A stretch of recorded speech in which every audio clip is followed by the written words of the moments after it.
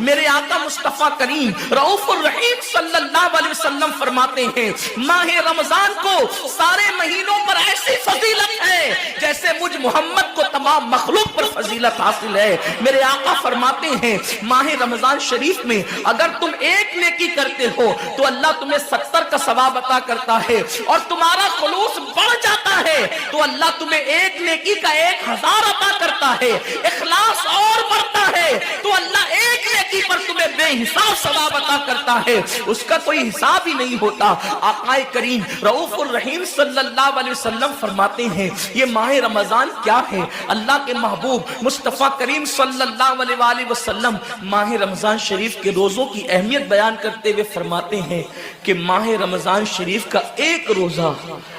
اگر کوئی چھوڑ دے اور پھر ساری زندگی اس کے بدلے میں روزہ رکھے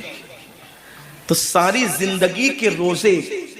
اس ایک ماہ رمضان کے روزے کے برابر نہیں ہو سکتے۔ یہ ماہ رمضان شریف کے روزے کو فضیلت حاصل ہے، اور اللہ کے حبیب صلی اللہ علیہ وسلم فرماتے ہیں جو ماہ رمضان شریف میں عبادت کر کے اپنی بخشش نہیں کروا سکتا، اپنی مغفرت نہیں کروا سکتا، پھر اس کو کبھی موقع نہیں ملتا کہ وہ اپنی مغفرت کا سامان کرے۔ آقا کریم صلی اللہ علیہ وآلہ وسلم فرماتے ہیں کہ سال بھر تک ماہ رمضان شریف کے لیے جنت کو آراستہ کیا جاتا ہے، جنت کو سجایا جاتا ہے، جنت کو سنوارا جاتا ہے، اور آقا کریم صلی اللہ علیہ وسلم فرماتے ہیں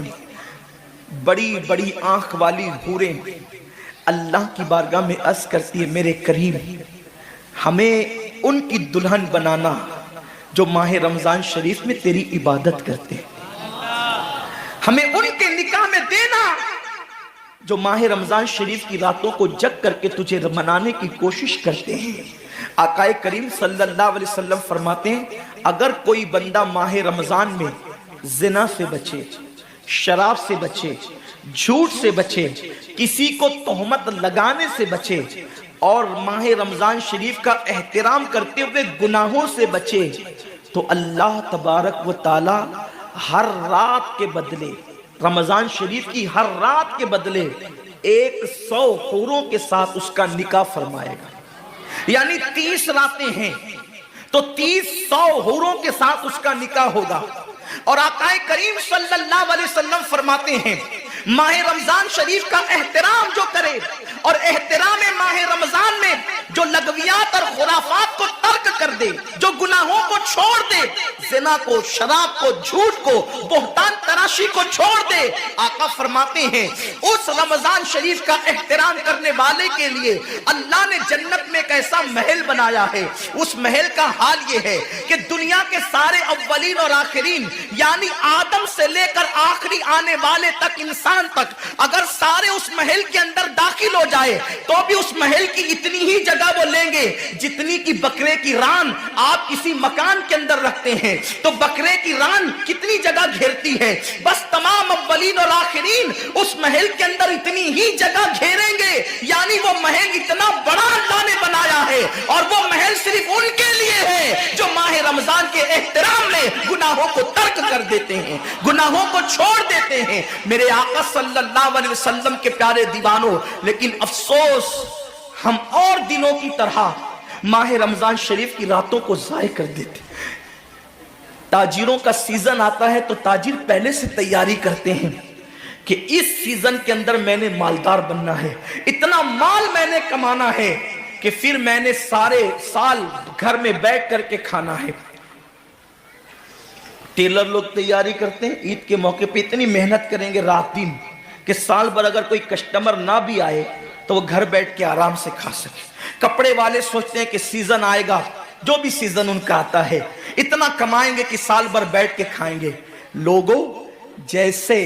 کپڑوں کا سیزن آتا ہے، ٹیلروں کا سیزن آتا ہے، پھلوں کا سیزن آتا ہے، ایک سیزن نیکیوں کا بھی آتا ہے، ایک سیزن مغفرت کا بھی آتا ہے۔ ایک سیزن جنتی بننے کا بھی آتا ہے، ایک سیزن اللہ کو راضی کرنے کا بھی آتا ہے۔ ارے یہ کیا کم ہے، میرے رسول سچے نبی صادق و مصدوق نبی نے فرمایا ماہ رمضان کی ہر رات اللہ پہلے آسمان پہ تجلی کرتا ہے اور اللہ اپنے بندے سے پکار پکار کر غروب آفتاب سے لے کر صبح صادق طلوع ہونے تک کہتا ہے میرے بندے اگر تو گنہگار ہے تو مجھ سے معافی طلب کرتا کہ میں تیری مغفرت کر دوں، میں تجھے جنت کا پروانہ عطا کر دوں، اگر تو غریب ہے تو مجھ سے دولت مانگتا کہ میں تجھے دولت عطا کر دوں، اگر تو نعمت سے محروم ہے تو نعمت مانگتا کہ میں تجھے نعمت عطا کر دوں۔ یہی وجہ تو ہے حضرات صحابہ کرام جب رمضان شریف آتا تو وہ ایسے تیاریاں کرتے تھے جیسے ہم اپنے گھروں کی شادیوں کی تیاری کرتے ہیں۔ صحابہ اتنے مصروف ہو جاتے رمضان شریف کی تیاریوں میں،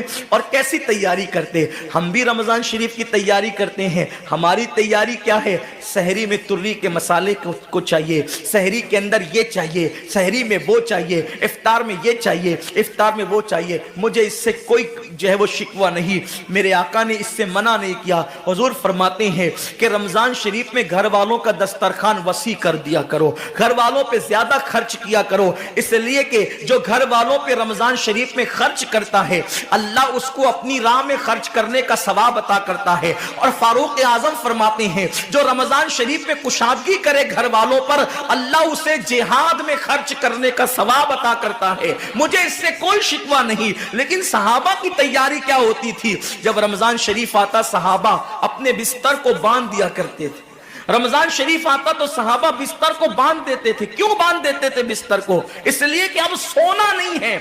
سونے کی راتیں 11 مہینے کی راتیں ہیں،